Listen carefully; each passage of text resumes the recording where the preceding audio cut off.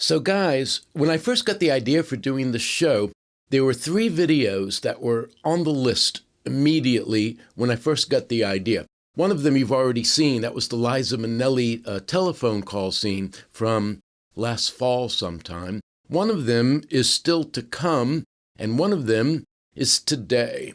Today we're going to be watching the great Barbara Harris in a scene from a movie called Who is Harry Kellerman and Why is He Saying Those Terrible Things About Me?, which is also starring Dustin Hoffman. In fact, this is pretty much 90% a Dustin Hoffman movie. But for these 10 minutes, they just give it over to Barbara Harris, and she grabs it. And she got an Oscar nomination for this. Well, for this scene. She's in other scenes in the movie, but this is the scene that got her Oscar nominated. And so I think you can say this is one of the few times when somebody got an Oscar nomination for an audition. Because this is a complicated scene. There was something about the way they were making movies between roughly 1967 and 1973 that you get more sides, more layers to these characters than just about any other time. And I didn't really plan it this way, but this works out very well because this scene is following last week where I had the comic audition scenes, and I was trying to make the point that even though they were supposed to be bad, they were actually really good, mainly because it was Parker Posey and Gilda Radner. And something very much like that is happening here. The scene is meant to be kind of an audition disaster, but obviously it's not. Something is coming across. This scene is so long, it's almost 10 minutes, that I'm going to handle it the way I was doing things last fall.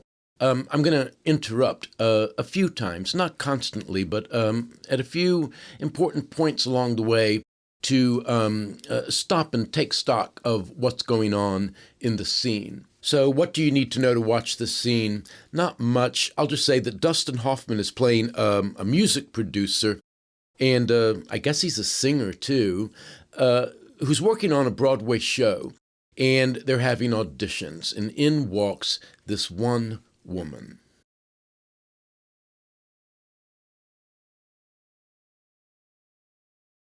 Hello. Sorry, I was late. I'm late. Would you like to sing for us now, Linda? Yes, sing, yes. Or we could just chat for a while. Chat, great. Let's chat for a while, great. Tell us what you've been up to lately. Up to Tell us what you've been doing here. doing? Would you consider yourself primarily a singer or an actress or what? An amnesia victim. Fellas, either you're in my nightmare or I'm in yours. Darling, what would you like to do? Leave. I'm sorry I can't do these auditions. I have to leave now. Filters can be fun. I just remembered. That's the last thing I did. A commercial. I had fun with a filter. Green Mist cigarettes. We finished chatting now? I think I'm finished chatting now, Mr. Halloran. Old chicks. This is an old loony chick. I tell you, Georgie, the name of the show is Now. Now, you get it, babies. I'm not handing over now music to yesterday's chicks. Would you like to sing now, Linda? Yes. Did you bring your accompanist with you? No, nobody. No one. Do you have the sheet here? Yeah, got that. What's that? Just hand it right over there. Chuck, dear, where? Right down the pit.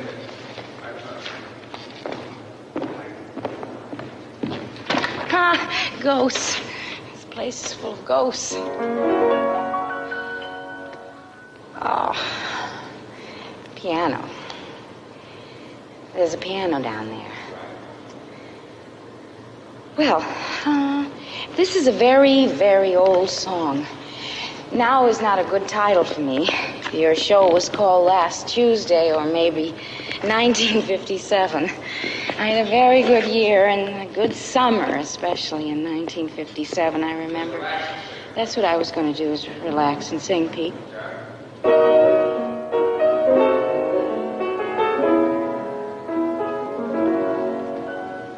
So when the piano starts playing, she shifts into something that you'll see in a second. But up until this point, she's been all nerves and self-deprecating humor. It's usually a good idea to not go in and tell people how wrong you are for a part. She seems to be pretty much convinced of this, And maybe she's right. That's what the guy is whispering to Dustin Hoffman in there. I don't want yesterday's chicks doing today's music. But it is maybe possible that there's something else going on here, which is they always tell performers, go to any audition you get, even if you don't think you have a chance of getting the part, because you want to be seen. And if they don't cast you in that part, maybe they'll cast you in some other part. And that might be what she's up to here. The show is called Now. And she knows that. She makes a crack that she is not a now kind of person. She's a 1957 kind of person. But nonetheless, there she is, and she is deliberately singing a song that is old. It's not old-fashioned, it's old. So what is she thinking? It's possible that she says, I'm going to go in there, these are music producers, and I'm going to do my kind of music and just hope for the best. And it must be said, even though she's incredibly nervous, she's also quick-witted and sort of adorable. And then the piano starts playing, and you can see it in her eyes that something has shifted, and she moves into I'm going to sing now energy. More specifically, she's moving into the energy of this song, which is sort of a melancholy, sweet tune of regret. When I pretend I'm gay, I never feel that way. I'm only painting the clouds with sunshine. Tomorrow, babies. When I hold back a tear to make a smile appear, Georgie, it's hopeless. I'm only painting the clouds with sunshine. Georgie. Painting the blues, beautiful hues, colored with gold and old rose. Playing the clown, trying to drown all of my woe. Linda, thank you. Though things may not look bright, they'll all turn out all right. Oh. Pleasure meeting you, Miss Snyder. The best part was just coming up. Now, I think we're meant to register this performance of this song in two kind of ways. One, we understand that this is not the kind of music that anybody is looking for, at least not in 1971 and not any time since 1971. But we're also supposed to respond to its gentleness, its kind of vulnerability, and the real emotion that she is putting into it. Now, she's on the stage where it's very bright, but the guys are out there in the audience where it's very dark, and you can see that she's trying to peer out there. Is there a human being out there who can somehow connect with the song the way I do? The other guys want to stop her immediately. One of them just gets up and leaves, but Dustin Hoffman is the real power behind the show. And he doesn't say stop, so she keeps on going until finally the other guy says stop. Be fine for now, thanks. I have 3 good notes. I never seem to get to them. Well, Miss Kaiser, we just don't have the time, thanks. I can't leave. What? I can't leave. I'm sorry. I can't leave. I can't seem to let go of this lamp right now. You fellas go ahead. I'll be all right soon.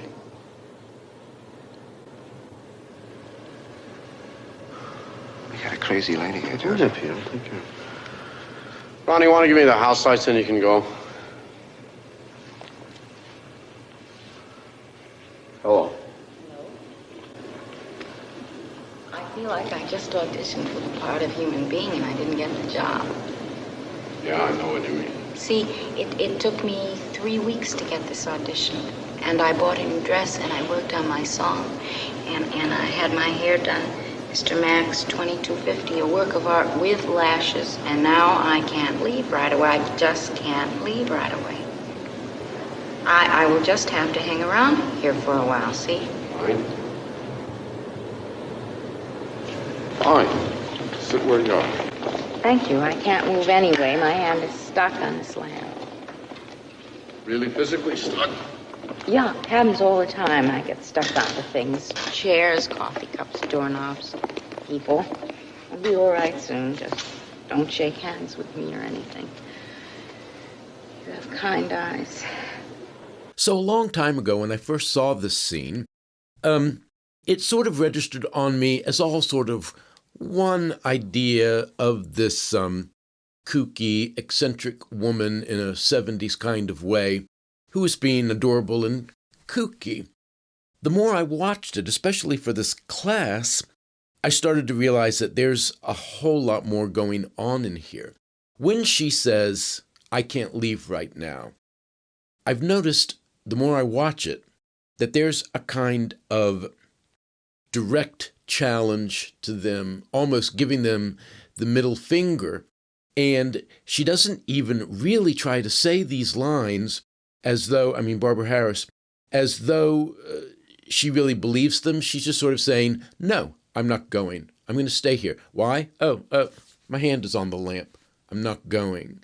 That's how it registers on me watching it now compared to a few years ago. And then the house lights come up. She can see Dustin Hoffman for the first time. And as he gets closer, she says, "You have kind eyes," which means the defiance, the little element of I'm doing a mini personal sit-in here goes away. And she has to deal with this faceless person out in the distance as a real human being who might, God forbid, be nice to her. And she shifts again. It's funny to see your face after all that darkness. It's a nervous face, but kind eyes. Hey. Oh, God, I hate these auditions. I'm not what you're looking for. I'm not even Linda Kaiser. She's my roommate. My name is Allison Densmore. I never use it because it sounds so old, centuries old. Well, it's a nice name. It's kind of graceful. Sounds like a lot of doilies to me. It's very beautiful here with the lights on. This is a great set for Lucia de Lammermoor, Dawn on the Moors. I study opera every day an hour. You like opera? Yeah. I have them all in here. Opera's the best. People live at the top of their lives and die very beautifully. Lucia and Eduardo, they meet on this moor at dawn. She saves him, in a way, but mostly he saves her from a wild bull, and she's crazy about him. But so they save each other.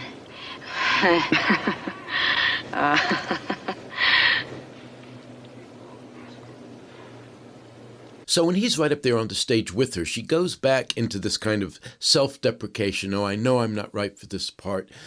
But the nervousness is gone, and now she's just being what seems to be vulnerable, open, and honest. And what he's doing is just listening to her. He's just letting her talk. And the more he allows her to talk, she suddenly gets very self-conscious, and she starts talking about this opera, Lucia de Lammermoor, by Donizetti. And this little flow of chatter, she can't maintain it. And she's looking at him, and it's like the game of the sit-down strike. I can't move my hand from the lamp. Just seems pointless. And suddenly she's very close to tears.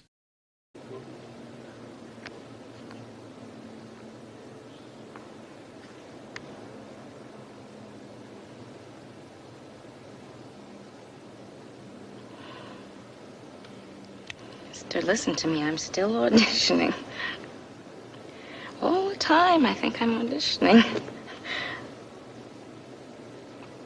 I wake up in the morning and the whole world says, "Thank you very much, Miss Densmore. That'll be enough for now."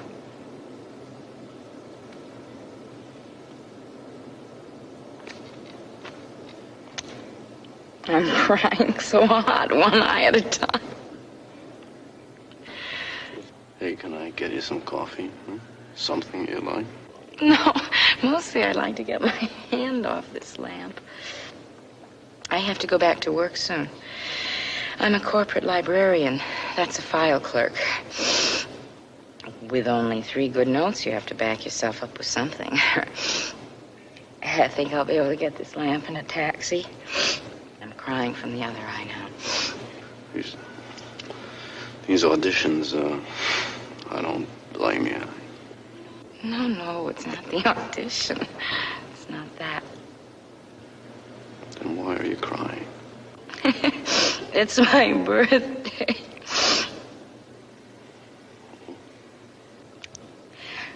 I'm 34 years old today, and I'm not prepared. I'm prepared for 22.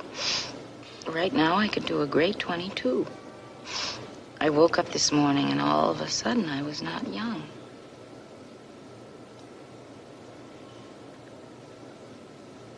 I was not old, but I'm all of a sudden not young.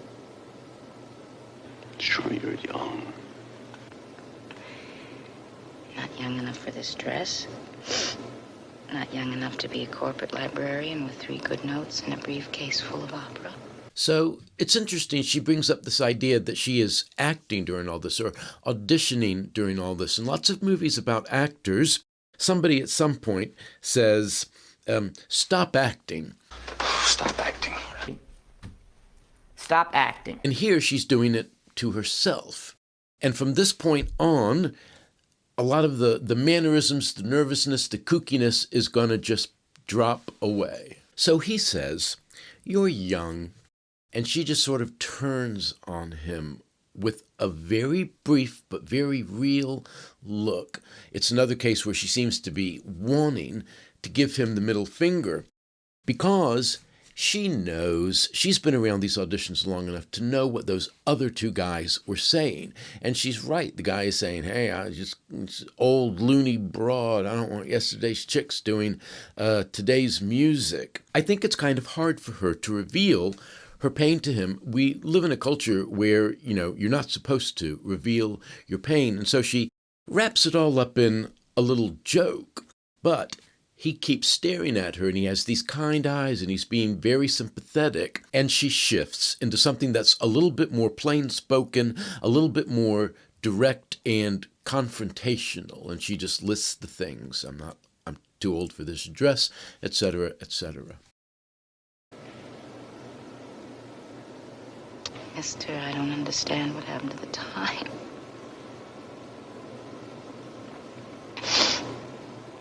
All of a sudden, I'm going into my 10th year looking for a new apartment. I'm not much of a singer. I'm not a gifted file clerk either. The one good thing I'm good at is being married. But my husband wasn't. That was 10 years ago. I've never learned another trade.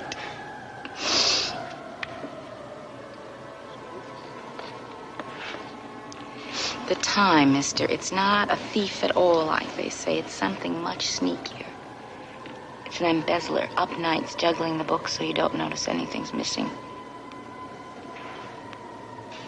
Hey, I let go of the lamp. When she lets go of the lamp, she says, I let go of the lamp, in a kind of exaggerated, old-fashioned comedy voice.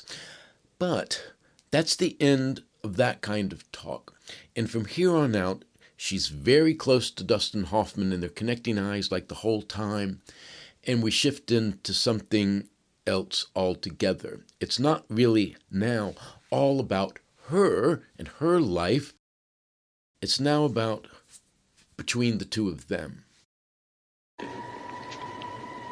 Now I have your arm. Look at that.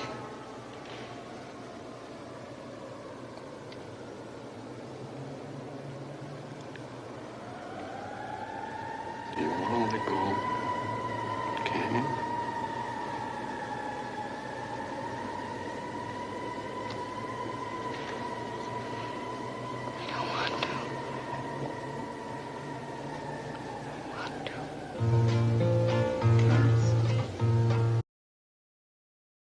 And she says, now I've got your arm. And he says, can you let go? And she says, I don't want to. What she's asking from him is not a part in a musical, but some kind of human connection. So let's at least attempt to count these layers. There are so many. It's going to be confusing. On the uppermost level, you can see the jokes, the nervous energy, if I'm complaining, it doesn't really mean anything because I'm making a joke. Below that is the real fear of not getting this part. Below that is the anger and rage at the way that she's been treated this dozen or more years that she's been in New York doing these auditions, because she knows what those people were saying out there about her because she's heard it all before. Below that is the existential horror of being alone, being a 34-year-old single woman in New York in 1971 with 3 good notes and no marketable skills. Now, everybody knows that auditions are the most soul-destroying kind of interaction that 2 otherwise normal people can have. So there's a degree of difficulty built into the scene, in the writing and in the acting, which is in this completely impersonal and very cruel system. Somebody is going to go to any lengths that she can in an attempt to make a human connection. Now, some people might say, hold on, are you sure that all of this isn't a ploy on the part of this Alison Dinsmore woman just to get a part in this musical? Or at least to get the attention of the people who are watching? It's possible. She does say, listen to me, I'm still auditioning. Everything I do, I'm auditioning. So it's a possibility that you have to consider.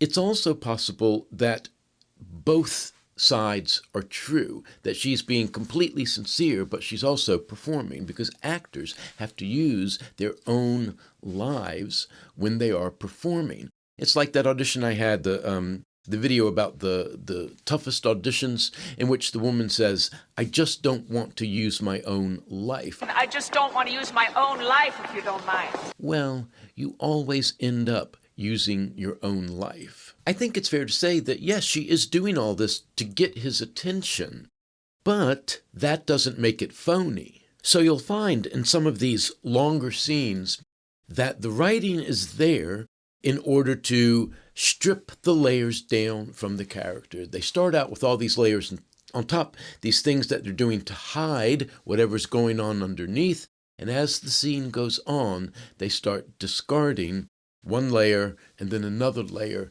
until you're down to the innermost heart. Does she even really want a part in this musical? She might want a part in a musical, but I bet you she doesn't want one in Now. Now, she's lonely, and she has this not unreasonable fear that time is passing her by. Sometimes you see people who are relentlessly, doggedly pursuing some endeavor, let's say some sort of artistic endeavor, long after everybody else is thinking, why don't they just quit? They're never going to get anywhere. And you realize, or you find out, it wasn't so much that they were chasing success, they were chasing friends. They were looking for some sort of connection or love. For whatever reason, they saw the people who were involved in making that art as their people. They're not chasing success. They're not grabbing at the brass ring. They're trying to find a sense of belonging. Now, this isn't always a good thing. People develop parasocial relationships with celebrities and things like that, and that's bad news, and you should avoid it, except, of course, with me. What I'm saying is this Alison Dinsmore is performing all of this for her audience of one, of Dustin Hoffman. But that doesn't mean it's fake. It's all 100% real. It is honest acting.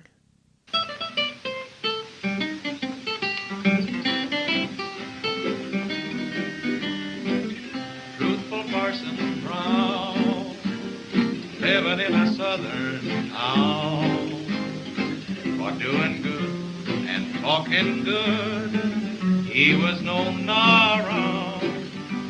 He had a most peculiar way